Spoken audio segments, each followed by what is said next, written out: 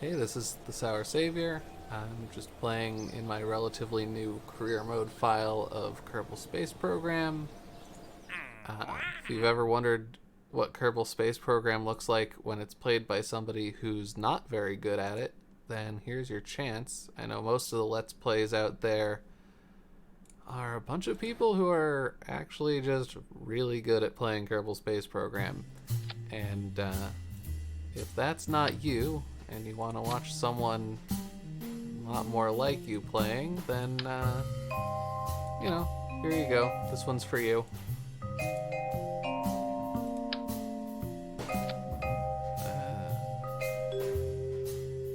I don't know. Let's hope that's enough.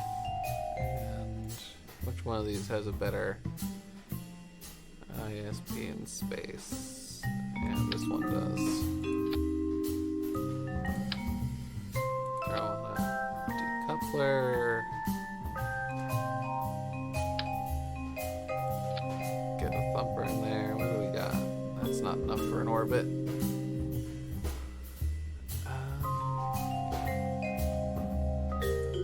I've just unlocked these radial decouplers, so let's just slap some of those on. There we go. So we'll put these here, slide that up. This and that can go together. And just in case we end up coming down a little bit too fast, slap on some of the drag chutes. Also, I noticed the activation altitude defaults on these have been too low, too close to the ground. So I'm manually raising that up. And this guy, Z3 double. Yeah. And aerodynamic parts. Slap some nose cones on these so they don't disrupt our flight profile too much. Okay, so I just noticed these look like they're attached to the ship and not the decoupler. There we go. Now they're attached to the decouplers properly. Decoupler's a little high. Put it down here so it's not burning the side of the engine while it goes. And for stability, let's just slap some winglets on here. They don't cost very much. Maybe they'll help us get to orbit. 3,400 might be enough Delta V. But, whatever. We'll see what happens. And if we die horribly, we can just revert to safe. So that's good enough. I got Jev in here. He's a pilot, so he's got SAS. And we're going.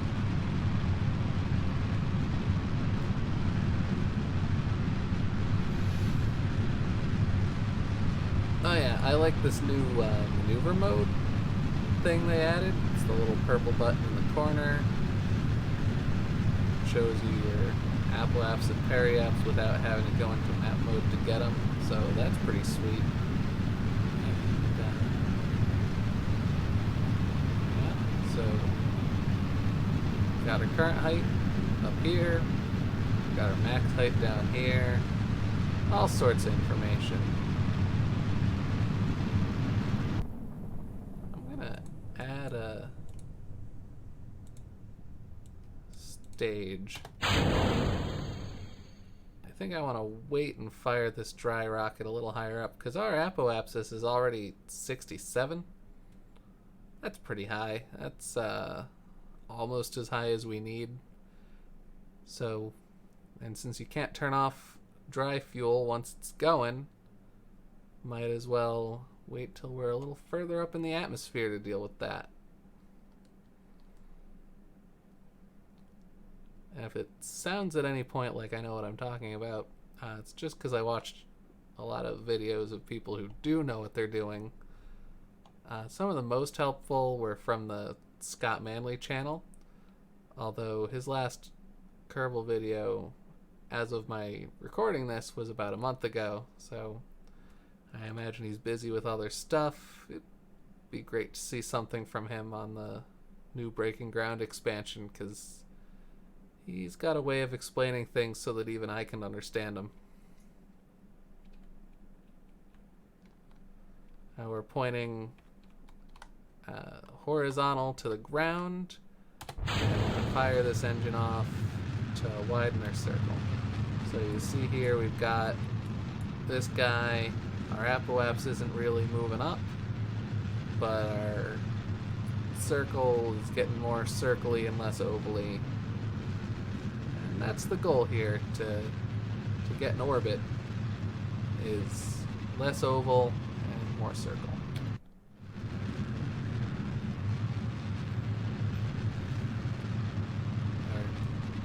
Tilted a little bit up, and that's fine because our apoapsis still hasn't hit 70, and we are going to need that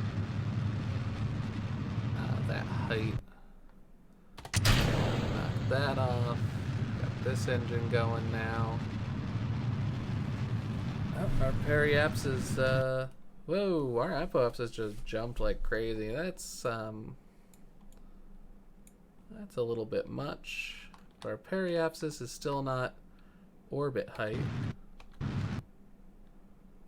Where? Oh, yeah, here's the problem. Our apoapsis and periapsis swapped spots, so gonna have to wait till we get around here to fix the periapsis.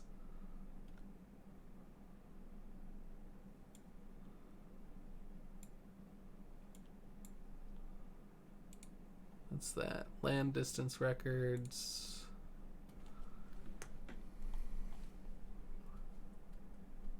I'm a little concerned that I'm not going to have enough fuel to get down safely. So even if we make what is technically a successful orbit, it might not actually be.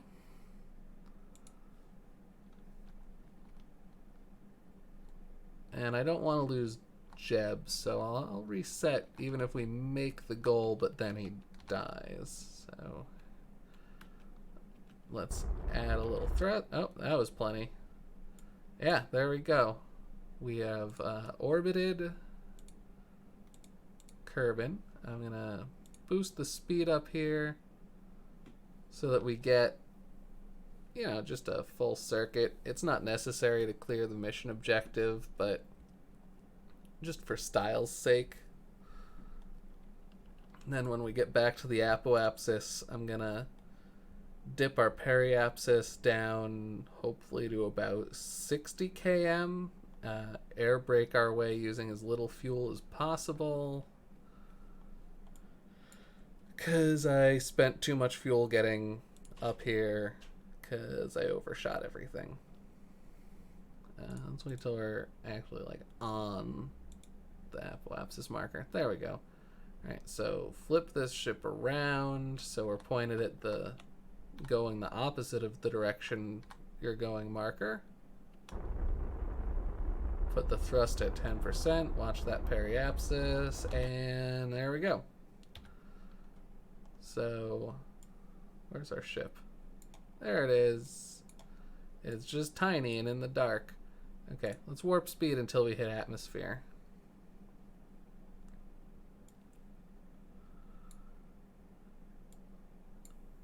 Doing the time warp again. I'm going to point the engine at our direction of travel because our nose is all aerodynamic and we want as much air braking as possible from this pass. As you can see, even though we're still in pretty thin atmosphere, we are losing some apoapsis. On Kerbin, it's 70 km is the threshold where the game has decided the atmosphere won't slow you at all. So anything under 70 gives you some air braking.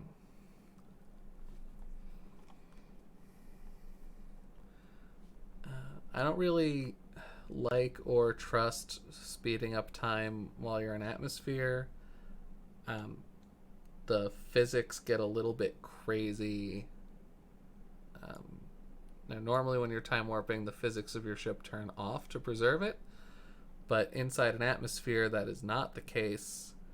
So just be really cautious about using this,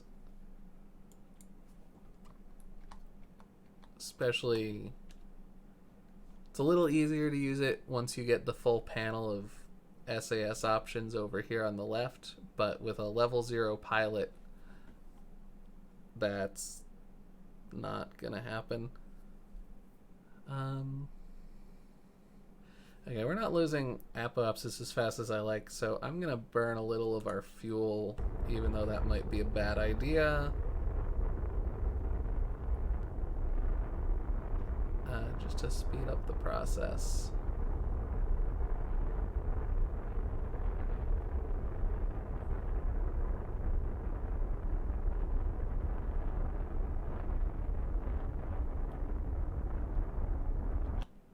Okay, so now we're not. Oh, I don't have that crew report yet. Okay, well, I might as well get the EVA for it too. Nice. Okay, board. So we'll see if that was a terrible mistake. Gotta turn SAS back on. It turned off automatically when Jeb left the ship. I've got very little fuel left. I might go into the video editor and speed up this section, or I might leave it intact. I don't know. This waiting is kind of a part of playing KSP, especially when you're not one of these actual rocket scientist players that you see up on YouTube.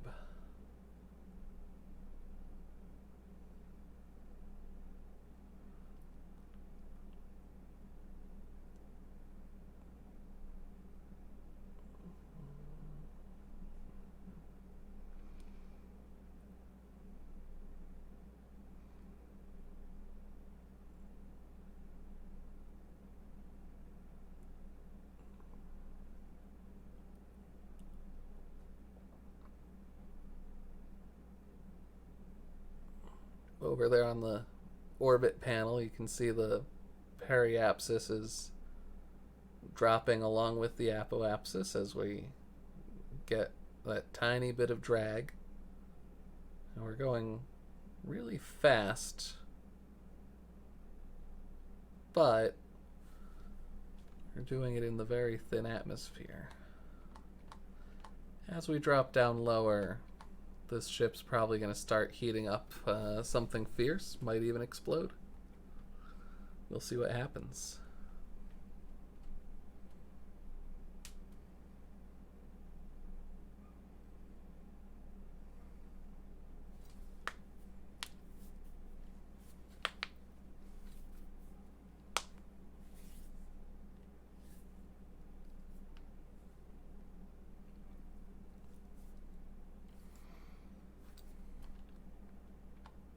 You might have noticed I keep adjusting the position. That's just because I'm trying to keep stable with relative to the curve of the planet, but the SAS holds the ship in its current facing kind of relative to the sun.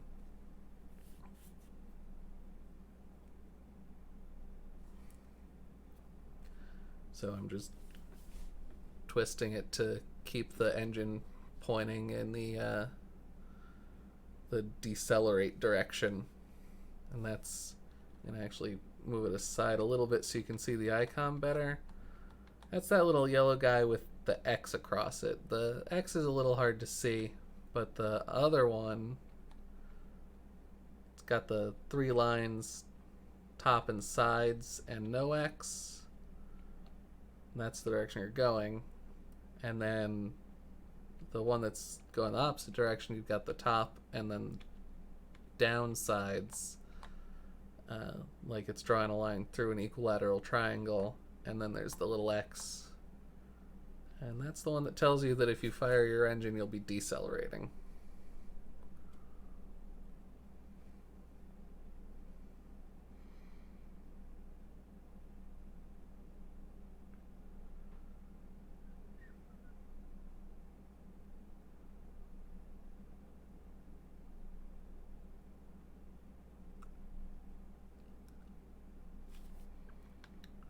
Some of the other markers on here, we got this blue guy that tells you that you're pointed directly away from the nearest celestial body. The other blue guy with the lines pointing in tells you you're pointed directly at the nearby celestial body. You got this purple guy that's going to kind of rotate your circle around the body you're on, or the body you're orbiting. And that same, but for the other direction. Doing all this turning around the globe has gotten my Q and E axis all twisted about. But you can use Q and E to fix that by just spinning the ship in place.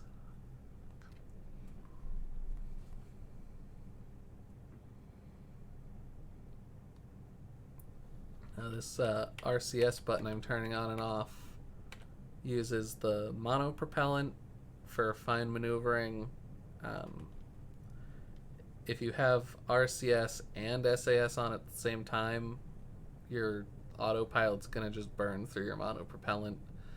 So generally you should always make sure it's only one or the other that's on. I don't have any RCS thrusters, so it doesn't matter that I'm turning this on and off.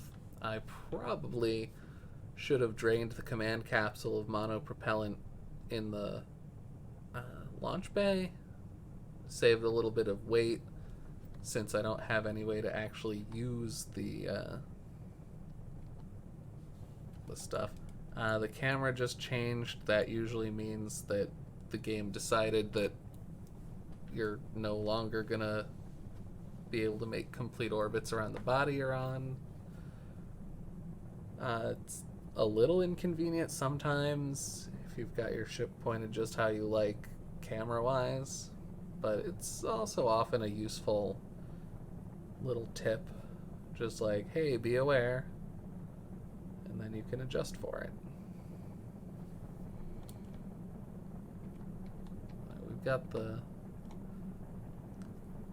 corona going around the ship now, but none of the parts are showing heat danger, so I'm not gonna do anything about it at the moment. We're still 46 kilometers up, although our periapsis has dropped down below 10.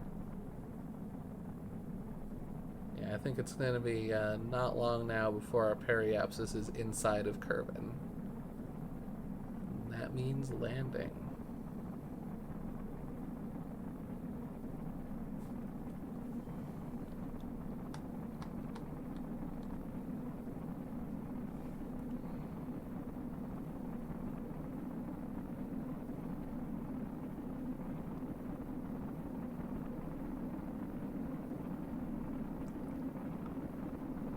Now that we've got a negative periapsis, we can look in map mode and see that our orbit is cutting through the planet. And we're probably going to land in the dark. Yeah, no way are we making it back around to the light side before it's time to land.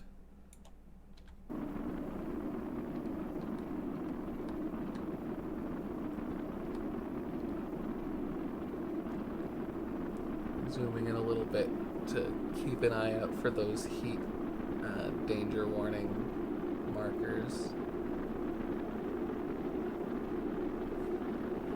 When I get those and they're starting to turn red, I'm going to just quickly burn off the rest of the fuel to slow down and hope that that's enough to not die.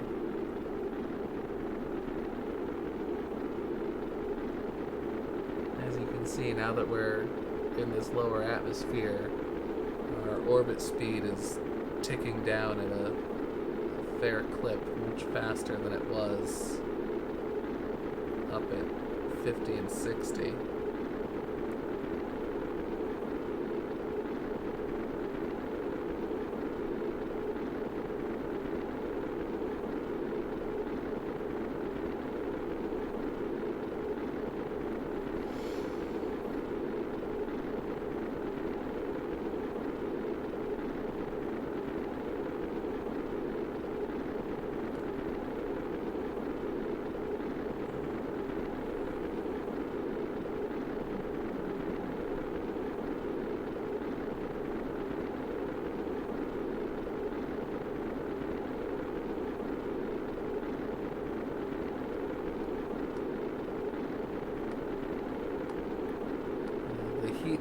less of a problem when the engine takes it dead on and it shields the next part. And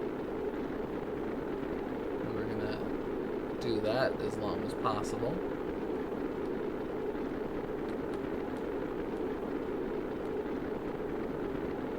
This is draining our electric charge, so when that runs out, there's going to be no more direct control for me. It'll just be the wind.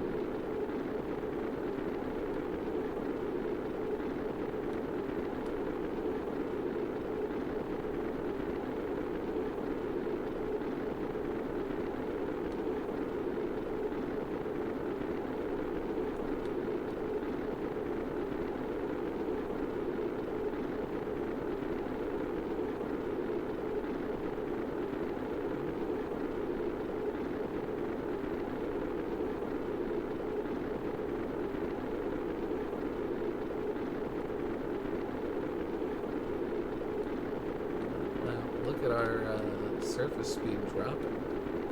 Uh-oh. I think if I want to fire engines, I better do it now. And we're out of juice, so time to jettison that part. Right now I could probably turn off SAS and my command pod will stay in position better than I was controlling it because of wind resistance. Wish we were on the daylight side so you could see all this better. Let's turn on the lights, or the one light. We got a little electric charge back when we ran the engine just then, because the engine we were using is one of the ones with an alternator. Some engines do, some engines don't. It'll be listed on the part description.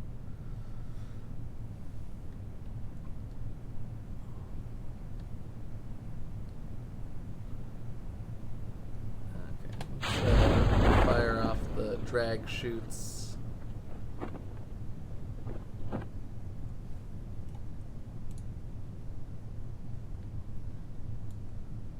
Our sea level and ground level altimeters are the same, so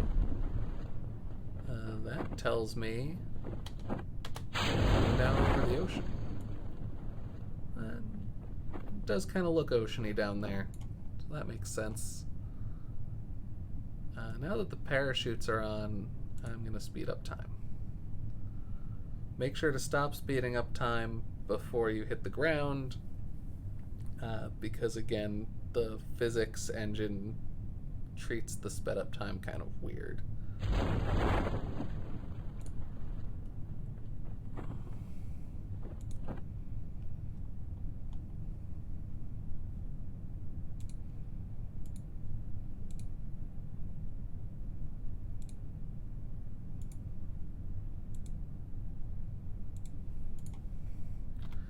Just taking a little extra science here.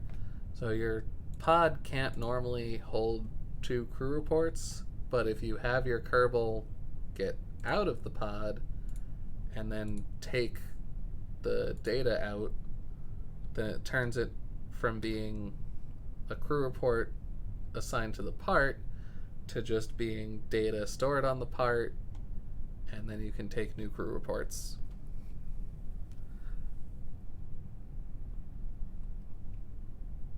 So Jeb may not be a scientist, but he's getting us some decent science.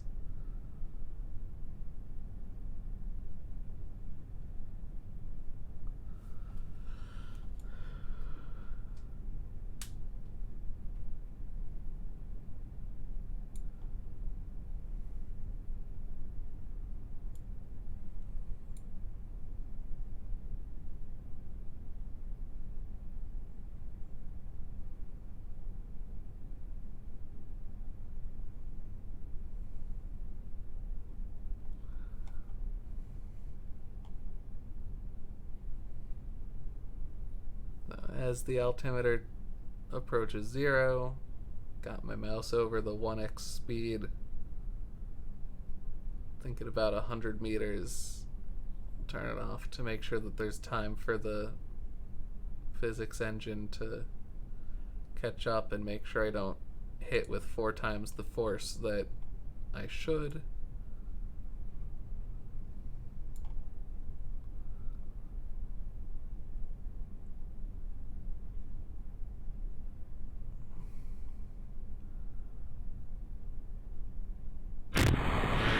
Splashdown.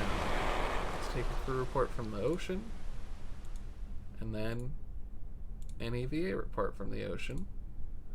I haven't unlocked the ability to do surface samples yet. And now, world's first milestone. Return to the surface from orbit. Nice. Recover vessel.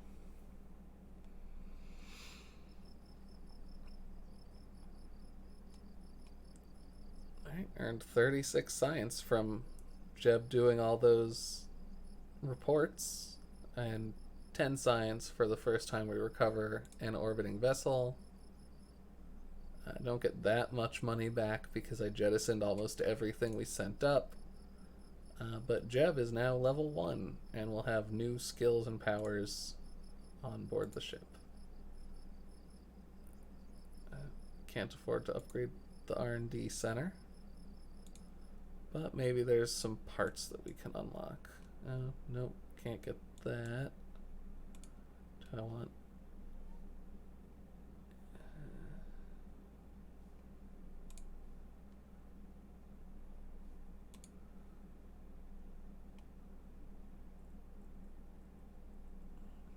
the Terrier is nice because even though it doesn't have very much thrust, when it's in the vacuum of space, it's got a pretty good ISP, so it's good for doing fine controls while you're still out of the atmosphere.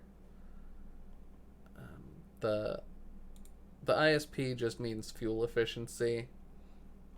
It stands for something complicated that I can't remember, but this 85 is how efficient it is at sea level, and then the 345 is how efficient it is in full vacuum. Compare that to the Reliant here, which is much more efficient on the ground, but much less efficient in space. You can compare that on all the different engines you've got when you're deciding what engine to use for what stage and all of that. Yeah, so I'm going to call it quits for this video because I feel like it's already very long, and thank you for watching.